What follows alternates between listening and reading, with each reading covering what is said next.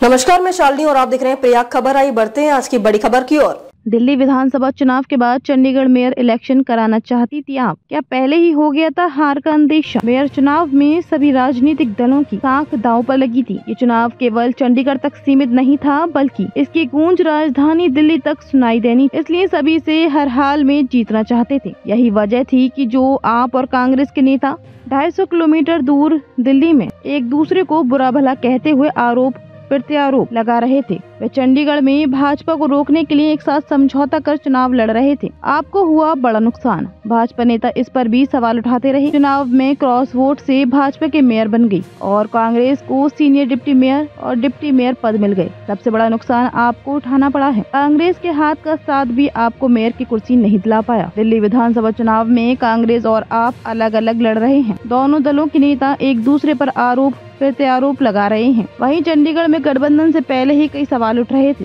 पंजाब कांग्रेस ने भी इस समझौते पर सवाल उठाते हुए दिल्ली हाईकमान से शिकायत की थी। अब चुनाव परिणाम के बाद पंजाब आप ने कांग्रेस को दगाबाज कहा है। आपने कांग्रेस पर लगाए दगाबाजी के आरोप। पंजाब आप प्रवक्ता नील गर्ग ने आरोप लगाते हुए कहा कि कांग्रेसी पार्षदों ने क्रॉस वोटिंग की है। कांग्रेस की मेहरबानी से भाजपा का मेयर बना। कांग्रेस और भाजपा दोनों दल मिले हुए हैं। दिल्ली में भी कांग्रेस ऐसा ही करेगी। आप पार्षदों के वोट से उनका सीनियर और डिप्टी मेयर बना, लेकिन उन्होंने मेयर पद पर धोखा दिया।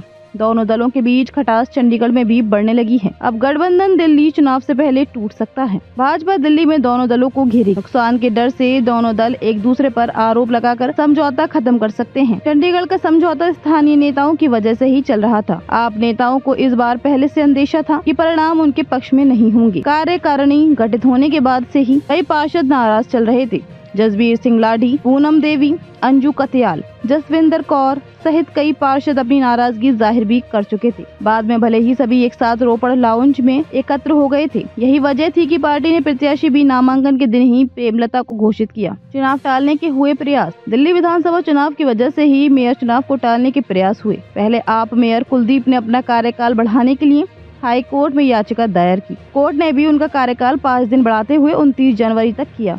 इसके बाद पारदर्शिता और हाथ उठा चुनाव कराने के लिए सुप्रीम कोर्ट में दस्तक दी थी।